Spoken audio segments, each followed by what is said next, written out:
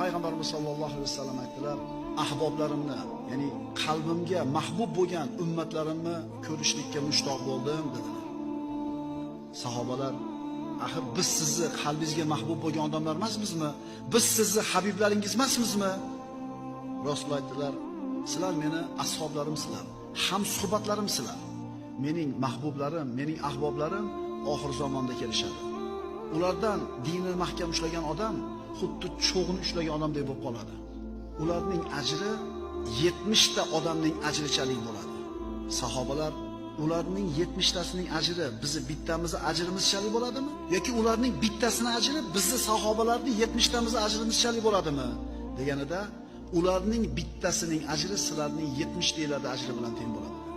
Nimaga deb so'rash sahobalar. Aytdilarki, chunki sizlar haqning ustida yordamchilar bor.